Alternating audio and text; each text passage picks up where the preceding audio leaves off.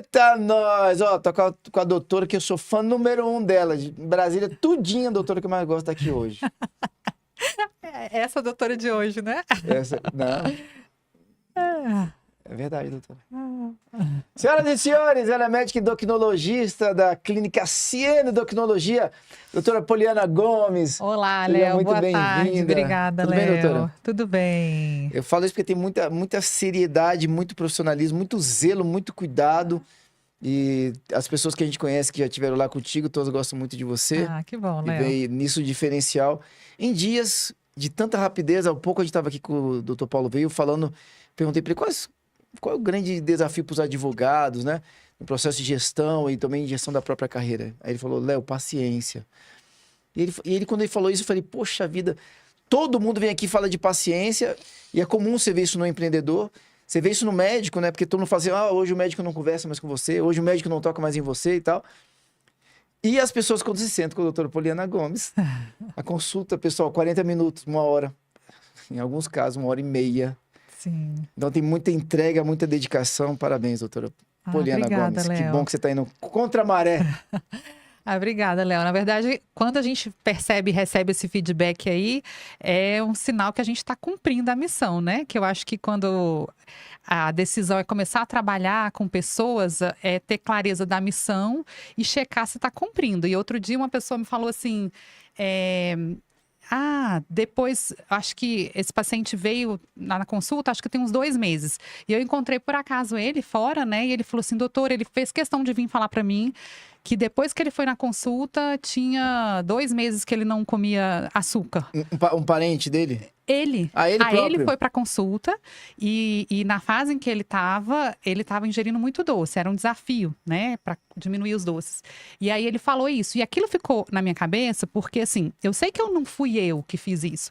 Na verdade, às vezes ali a gente abre um canal, né, porque a consulta, mesmo que seja ali 1 hora, é muito pouco diante de toda a vida que a pessoa leva. Só que naquele momento, às vezes é um start, é o início de uma reflexão. E aí a pessoa fica assim, né? Bom, será que é possível reduzir os doces? Então isso começa, né? E eu acho que o nosso papel, enquanto, né, a pessoa procura ali como profissional de saúde, é de certa forma inspirar. Às vezes, mais do que o tratamento em si, é a pessoa ver ali uma possibilidade que ela não via. Ela, de repente, ter dentro, assim, da vida dela uma possibilidade de mudança.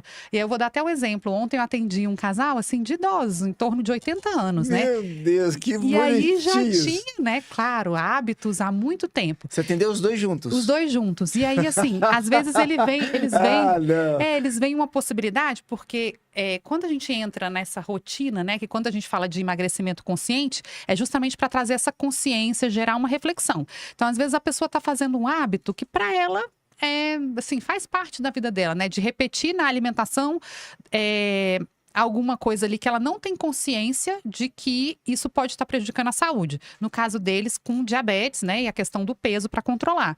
Okay. Então, naquele momento, eu começo a perguntar, né? Porque é o momento de perguntas, né? Durante a consulta, é muito mais perguntas. Bom, mas há quanto tempo é assim? De ingerir, por exemplo, todo dia comer, vou dar um exemplo, todo dia comer tapioca com manteiga. Então, há quanto tempo tá assim? Não, a vida inteira. É um momento que já virou um hábito, né? Todo dia eu vou fazer uma tapioca com manteiga. Mas não tem nada além da manteiga? Não, só a tapioca com manteiga. E para o diabetes isso não é legal, Léo, porque é um carboidrato ali, né? Então não tem nenhuma barreira para aquela glicemia subir muito. Então, se a pessoa come ali, no caso deles, uma tapioca às 10 horas da manhã, naquele momento ali, eu sempre explico que o carboidrato, geralmente ele é mais rápido, né? Sempre mais rápido do que a insulina. Então, no caso de um diabetes mais avançado que já está se usando insulina, mesmo que a pessoa aplique insulina em seguida, o açúcar, né? Ele vai muito mais rápido no sangue. Então, vai sempre ter um pico de glicemia. Mesmo que lá depois de 2, 3 horas ele meça a glicemia e está normal, fez um pico que às vezes ele nem viu. Por quê? Porque o carboidrato leva esse pico. Então, quando eu levo a reflexão e pergunto, Mas e será que se você pudesse substituir por outra coisa? E aí sugiro, talvez, assim, não é a minha área, né, elaborar um plano alimentar, mas eu posso fazer alguma sugestão. E a pessoa começa a refletir, é mesmo, eu posso substituir. Então, nisso, é justamente levar a consciência ao paciente. Não é determinar, escrever lá no papel, olha, a partir de agora você não pode mais isso, está proibido. É gerar uma reflexão, gerar uma consciência dele entender qual seria a vantagem dele parar com aquele hábito, né? Porque quando a gente fala de emagrecimento, Léo, o emagrecimento consciente, uma das ferramentas que eu trabalho, inclusive no programa, né, Emagrecendo, é a ferramenta principal, que é hábitos, né? E é lógico, hábitos saudáveis. Mas o hábito, Léo, ele é científico, né? Quando a gente fala em formação de hábito, existe ali um gatilho para todo hábito, seja um hábito ruim ou um hábito bom. Existe o que faz iniciar. Então, vou te dar um exemplo no caso desse casal que estava comendo a tapioca todo dia com manteiga. De tanto comer a tapioca, né, que aí vem o outro fator ali, o outro que a gente fala que no hábito tem o gatilho, tem a repetição, né, que é como se fosse um ciclo, e tem a recompensa. Então, toda vez que você começa a fazer isso e faz com frequência, isso geralmente vai no automático. Então, todo dia de manhã, o gatilho é acordei de manhã, vou comer minha tapioca com manteiga. Então, aquele horário é o gatilho, ele vai repetir aquele comportamento e depois tem uma recompensa, que às vezes é aquela sensação de bem-estar, né? Eu comi uma coisa que eu gosto e tudo. E é isso. E isso vale tanto para o hábito saudável como para o hábito que não é saudável. Vou te dar um exemplo, a pessoa que de repente bebe todo final de semana. Então vai chegando na sexta-feira ali, deu aquele horário ali pós-expediente, a pessoa já sabe, né, que vai beber, já acostumou com aquilo ali. Então deu o horário ao gatilho. Sexta-feira, 7 da noite. Ela faz isso com frequência e ela tem uma recompensa, que é justamente, às vezes, aquele momento social com os amigos, o prazer de estar ali. Então, todo mundo já tem hábitos, né? Não tem como. Todo mundo tem hábitos pela repetição. E isso vai virando automático. A ideia do emagrecimento consciente é justamente que eu possa, pela reflexão, muitas vezes com perguntas, sugestões, a pessoa possa entender o que ela está fazendo, o que aquele comportamento está gerando na saúde dela e ela decidir conscientemente se é isso que ela quer para a vida dela, tendo clareza. E aí, por exemplo, quando eu falo da bebida alcoólica, para alguns pacientes, dependendo da faixa etária e da fase que ele está em termos de peso, ele vai ter que escolher entre beber e ser magro. Não tem como ter as duas coisas, porque às vezes até então a pessoa ainda vem para a consulta achando que é possível as duas coisas. Ah, não, mas a minha cerveja eu não vou trocar, não tem como tirar. Num primeiro momento, é lógico que a minha ideia não é falar assim, agora você não pode mais isso, mas é fazer sugestões, a pessoa experimentar, né, de repente fazer uma mudança, diminuir quantidade, ou restringir por um período de tempo, ela experimentar como é que é essa vida e depois ela fazer uma decisão consciente, do tipo, eu acho que para mim não vale a pena parar de beber, eu quero continuar bebendo. Mas ao mesmo tempo ela vai ter a consciência de que talvez ela não vai chegar naquela meta de peso que ela gostaria.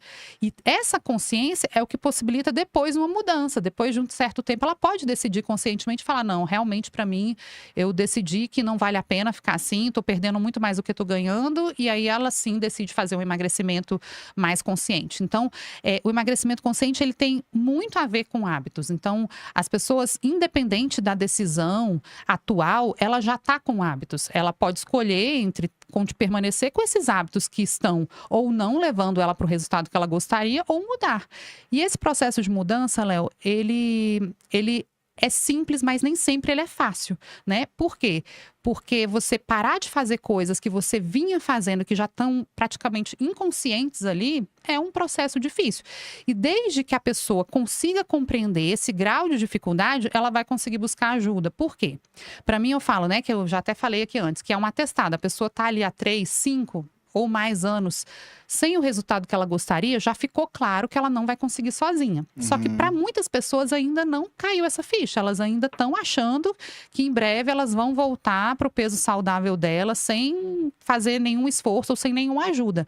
Então, quando eu tenho essa clareza, para mim fica mais fácil passar essa mensagem para quem vem a mim, né? Porque no primeiro momento, às vezes a pessoa vai, às vezes, achar que é uma coisa que talvez não seja bem assim, e aí eu explico para a pessoa pessoa que está começando o acompanhamento, olha, se programe para os próximos 6 meses, porque esse é o tempo mínimo para qualquer pessoa conseguir ter um resultado e consolidar esse resultado.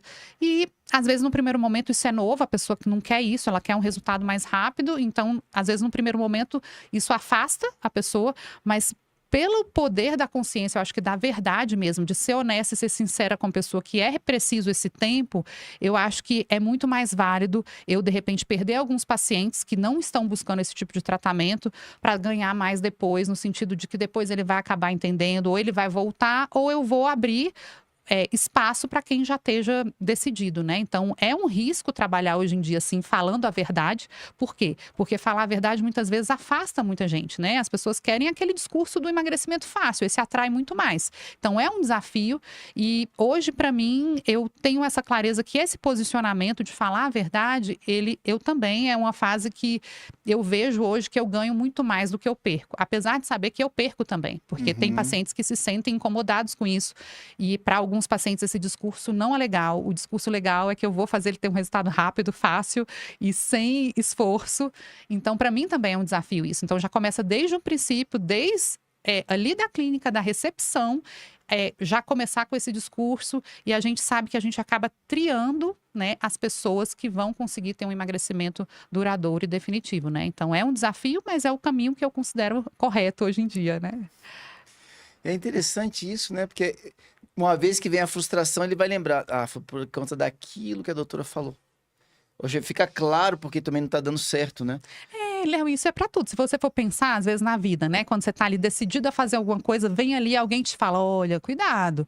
Isso, isso, isso. Naquele momento, às vezes você fala, que nada. Aí depois que a gente, de certa forma, quebra a cara, que aí lembra, bem que tal pessoa me avisou. Então, assim, não é sobre desejar isso para a pessoa, mas é sobre entender que é a verdade. A verdade, mais cedo ou mais tarde, vai aparecer. E você tem o porquê, né? Porque eu tava conversando com uma moça, ela tava... eu diria que ela tava passando por um processo de dor emocional. Porque ela tá sobrepeso, doutor, ela não come nada. Assim, nada. Ela chegou a dizer assim, Léo, tem dia que eu como uma maçã. Eu falei, meu Deus, você come uma maçã no dia? Uma maçã. Eu não como nada, eu pulo refeições. Ela falou várias coisas ali que eu sei que tem que ser corrigidas, mas eu não sou médico nem nada, não falei nada. Eu como uma maçã, ela falou que já procurou um médico. O médico mandou ela tomar o remédio para emagrecimento, como é que chama? O Ozempic. Não baixou nada. Ela vê que algumas roupas dela estão mais folgadas, não tem alteração na balança. Tem vários fatores aí. Mas ela tem a grande questão é porque ela tem um grande ponto de interrogação. Eu quero perder peso e eu não perco peso e eu não sei por quê. Ou seja, totalmente inconsciente da situação da saúde dela, né? Léo, então assim, isso é mais comum do que você imagina. Eu, assim, como atendo nessa área, eu vejo muita gente. Isso acontece muito? Acontece muito, muito. E eu costumo falar, assim, que é como diabetes descompensado, né? Que é opressão, descompensação alta há muito tempo que está descompensada. É muito pouco provável que, de fato, essa pessoa não seja possível para ela emagrecer.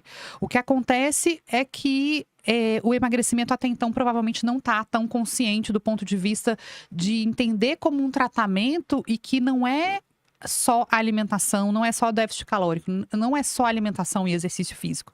E aí, quando eu falo sobre isso, eu tenho muita segurança, porque não é uma coisa que eu criei, isso aí já é fundamentado, tem até crescendo aí uma especialidade médica, que seria a medicina do estilo de vida, que justamente tem pilares, e ali, além dos pilares de exercício e alimentação, que geralmente é o que as pessoas colocam, né? Ah, se eu tô fazendo exercício e tendo uma alimentação adequada, por que eu não emagreço?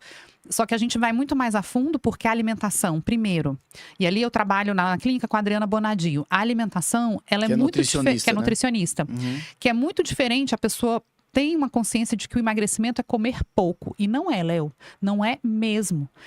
Depois que a pessoa começa um processo de emagrecimento assim, consciente mesmo, ela vai entender que é comer certo. Por quê? Porque a pessoa... Tem muita gente que às vezes já emagreceu e está com dificuldade em perder aquela gordura abdominal, porque não foi necessariamente o que ela comeu demais. Mas a gordura abdominal, a gordura localizada, ela pode estar ali por conta de um conjunto de fatores. Por exemplo, a pessoa que bebe pouca água, a pessoa que não dorme direito, a pessoa que leva uma vida estressante, a pessoa que come pouca proteína, a pessoa que não come nos horários adequados.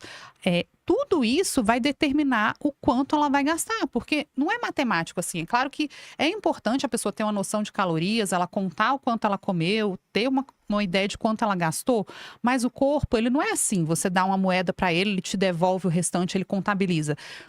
Vamos supor, se você ingere 200 calorias e você faz um treino que, em tese, você contabilizou que foi também 200 calorias de gasto. Então, significa que ali você não teve nenhum resultado? Não. Por quê? Porque vai depender de como ele vai processar aquelas 200 calorias. Digamos assim, se seu corpo tiver um excesso ali de cortisol pelo próprio estresse mesmo, ele talvez não vai tirar a gordura da onde você gostaria que ele tirasse. Ele vai tirar ali a fonte de energia, talvez do músculo, talvez de outras fontes que, assim, da onde ele vai tirar a energia é o corpo que vai decidir. E da onde ele vai tirar a energia depende de quanto o seu corpo está equilibrado. Então, assim, não é essa matemática de que eu gastei 200 calorias, eu perdi gordura, necessariamente. Isso vai depender se seu corpo está em equilíbrio, se você tem a quantidade de sono adequada, se você tem a quantidade de hidratação, por exemplo, a quantidade de fibra. Então, são tantos detalhes que, se a pessoa tiver ali só o que ela tem ideia do que é a alimentação que emagrece, ela vai ficar comendo ali pouco. E aí, o que as pessoas mais erram na alimentação? Assim, disparado, comer pouca fibra. E quando a gente fala de fibra, é comer salada mesmo, é comer alface, é comer folhas, né, rúcula, comer couve, comer brócolis, comer legumes. Por quê? Porque ali você tem, além dos nutrientes, as vitaminas, os minerais que você precisa, você vai ter fibra, Léo. Então, assim, é comum pessoas restringirem a alimentação e quando você vai ver, ela às vezes não comeu salada, né? Então, às vezes a pessoa fala assim, mas eu gosto à noite só de fazer um lanche. Quem é que inclui no lanche fibra? Geralmente não tem. Então, a pessoa que acaba, a Adriana Bonadio, que é a nossa nutricionista, ela acaba falando muito sobre isso.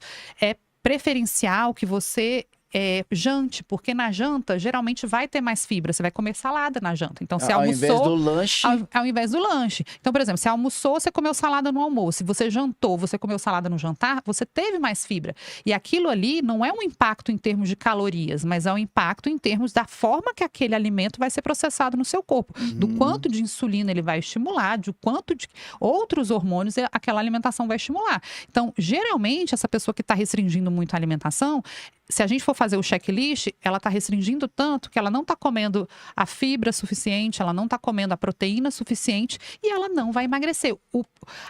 A recompensa que a gente quer, que é ficar magro, emagrecer, o corpo só vai dar se ele achar que você cumpriu as etapas que ele quer que você cumpra para emagrecer. Se ele achou que você bebeu pouca água, se ele achou que você está muito estressada, se ele achou que você dormiu pouco, você pode ficar sem comer, que ele não vai te entregar o resultado que você quer. Então, as pessoas que começam esse processo de emagrecimento consciente, elas acabam tendo esse contato com a verdade, porque se a pessoa estiver fazendo uma ou outra coisa, eu costumo falar para os pacientes que não sou eu que vou, digamos, saber exatamente o que o corpo dela precisa para emagrecer. É o corpo dela que vai me dizer. Porque no primeiro momento, eu, a Adriana, que é nutricionista, a gente vai estabelecer uma orientação geral, né? Seja uma medicação, seja uma mudança comportamental ou na alimentação. Mas o resultado que essa pessoa vai trazer, quando ela voltar, é que vai me dizer o que o corpo dela considerou adequado ou não, porque às vezes aquela estratégia inicial não deu o resultado que a gente gostaria, porque aquela pessoa especificamente, ela precisa mais de exercício aeróbico, por exemplo, do que a gente imaginava. Por quê? Porque quando eu passo uma medicação, a Adriana passa um plano alimentar e o paciente tem o resultado que a gente gostaria, ok, a gente entendeu que para aquela pessoa individualmente, aquela rotina que a gente sugeriu foi suficiente para a pessoa emagrecer. Então, a gente vai manter aquilo ali. Agora, se por um outro lado, a gente traçou uma estratégia, a pessoa voltou, e aí é comum a pessoa voltar e falar, não foi bom, você médica errou, ou então você nutricionista errou, porque eu não emagreci nada. Então, na verdade, o que eu digo quando acontece isso? Na verdade, o corpo dela me disse que para ela, o que a gente imaginou que funcionaria, não funciona. Então, não é para ficar chateada com a pessoa ou com o tratamento em si. É simplesmente para a gente entender e tentar desvendar o que o corpo dela está pedindo para que tenha o resultado. E saber se a pessoa está disposta a fazer o que o corpo está pedindo. Porque cada um tem uma genética, cada um tem um metabolismo. E isso a gente não pode mudar, a gente não age nisso. Então, a ideia é mostrar, olha, aparentemente seu corpo está pedindo mais exercício aeróbico. Você consegue fazer exercício aeróbico todo dia, 30 minutos? Não, não consigo, impossível. E às vezes o que o corpo pede para ela é isso. Então a gente vai ter que chegar no meio termo para entender. Bom, então é falha no tratamento? Não, é simplesmente que cada pessoa tem um limite, né? Então às vezes para você continuar avançando, às vezes aquela pessoa que já está num platô, né, emagreceu e meio que o peso, a balança estacionou antes de chegar no peso saudável. A gente vai propor para que ela continue avançando algumas mudanças que nem sempre a pessoa está disposta a pagar o preço. Então, quando eu vejo isso, e aí é importante, Léo, que o médico profissional de saúde tenha essa consciência de acreditar no paciente, acreditar que é possível e passar essa informação, gerar nessa pessoa também essa ideia de que ela é capaz. Por quê, Léo? Porque a grande maioria das pessoas não consegue ter resultado, não consegue ter a constância, né? Que é o maior desafio, né? Que eu falo que é também um princípio para o emagrecimento consciente, a pessoa ser capaz de ser constante. Muitas vezes a maior dificuldade é a pessoa não acreditar que é possível, justamente porque ela já vem de uma crença igual, por exemplo, não conheço essa paciente que está com dificuldade para emagrecer, mas vamos supor, a pessoa que fala isso, eu não consigo emagrecer, já fiz de tudo e não consigo emagrecer. Então, é o meu papel fazer com que essa pessoa entenda que ela consegue, porque isso, Léo, é determinante no resultado. E isso é para tudo na vida. Se a pessoa não tiver uma faísca de fé e de esperança que ela consegue emagrecer, ela vai entrar no processo que a gente já conversou também, que é o processo de autossabotagem, e vai se sentir uma vítima. Ela vai falar, nossa, todo mundo consegue emagrecer e só eu não consigo. E na prática, Léo, quando você quer desvendar isso, é fácil. Por quê? Porque hábitos todos nós temos, né? Nós todos temos repetição de padrões de comportamento, sejam bons ou ruins.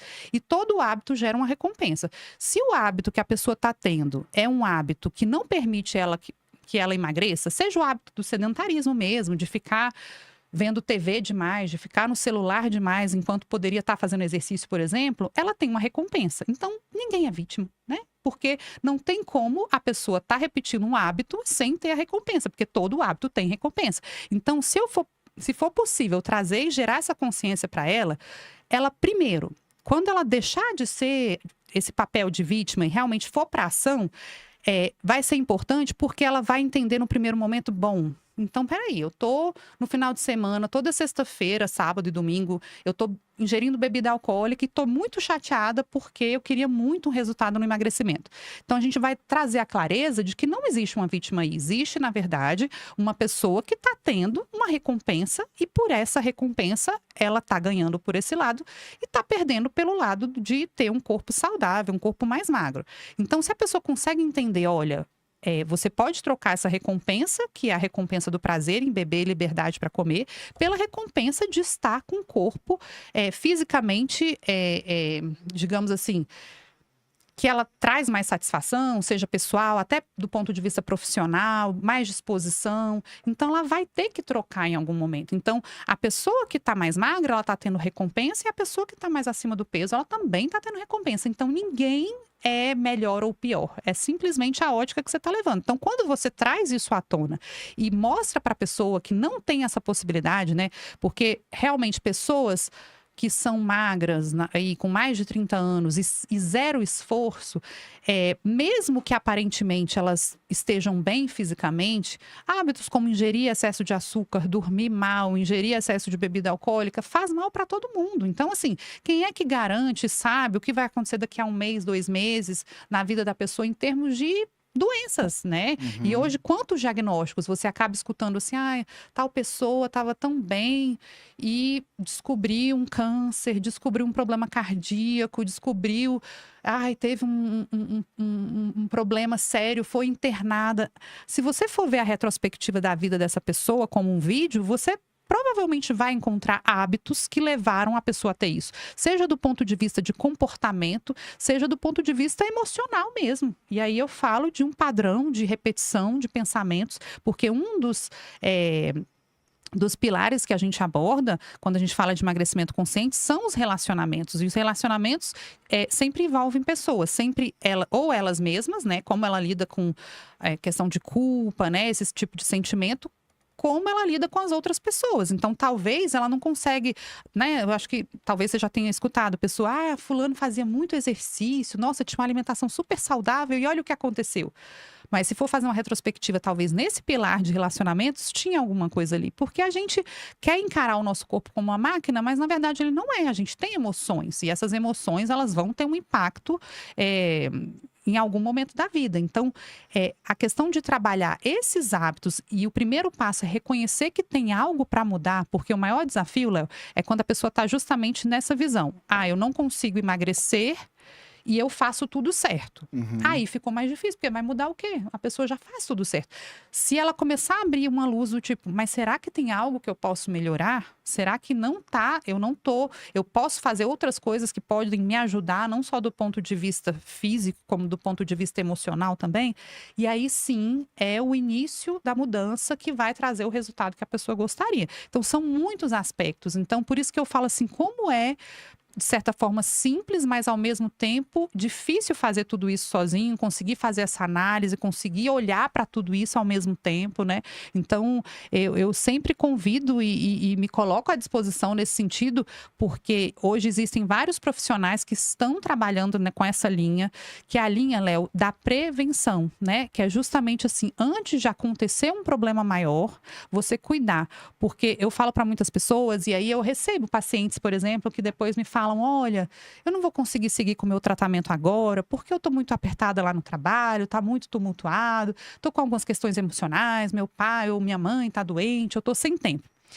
Para aquela pessoa naquele momento, de certa forma, confortável dar uma justificativa, mas no meu caso, que trabalho com saúde, eu sei que não tem a possibilidade, em termos de saúde, você estacionar e falar assim, daqui a pouco eu volto e cuido da minha saúde. Essa pessoa tende a piorar. E geralmente eu falo que quando você piora nesse pilar saúde, você tende a piorar em todos os pilares. Então, por exemplo, às vezes aquela paciente que virou e falou, olha, eu não vou agora não, porque eu estou muito atolada no trabalho. Então, depois eu faço meu tratamento, agora eu não estou conseguindo fazer exercício. E às vezes aquilo ali vai ser o início, por exemplo, de um problema conjugal. Porque quanto menos você cuida da sua saúde, aumenta o estresse, aumenta o próprio resultado com relação ao corpo, o peso vai aumentando. Então, aquele estresse vai ter um impacto no casamento. Se a mulher, por exemplo, ou o homem não está se cuidando, isso vai ter um impacto no relacionamento. E às vezes a pessoa vai ter uma revolta lá na frente do tipo, poxa, eu trabalhei tanto, eu fiz tanto, eu corri tanto e o meu marido foi embora. Ou a minha esposa não está mais presente.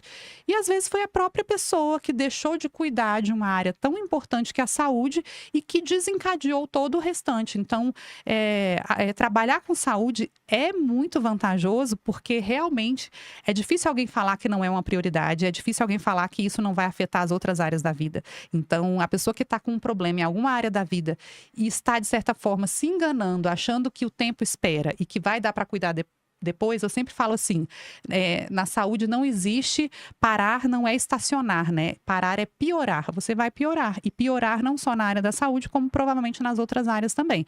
Então, isso eu acho que vale sempre a reflexão, porque às vezes a pessoa pode fazer isso, mas é importante que ela faça consciente que ela está abrindo uma brecha e que ela saiba que ela está abrindo a brecha, para depois não... Eu fui pega de surpresa, né? Essa sensação de surpresa eu não acho que seja boa, porque leva a pessoa a correr muito risco, né, Léo? Excelente, doutora Poliana Gomes. Vai estar de uma aula aqui, pessoal. Hoje foi muita consciência, né? Muito bom. Muito bom, Léo. E aí, que tal você dar sequência nessa conversa diretamente com a doutora Poliana Gomes? Só manda um abraço pra Cezinha, tá acompanhando aqui, mandou aqui, top! Manda um abraço pra Céu Azul, lá no Valparaíso de Goiás. Manda aí, Roger, um abraço lá pra Céu Azul.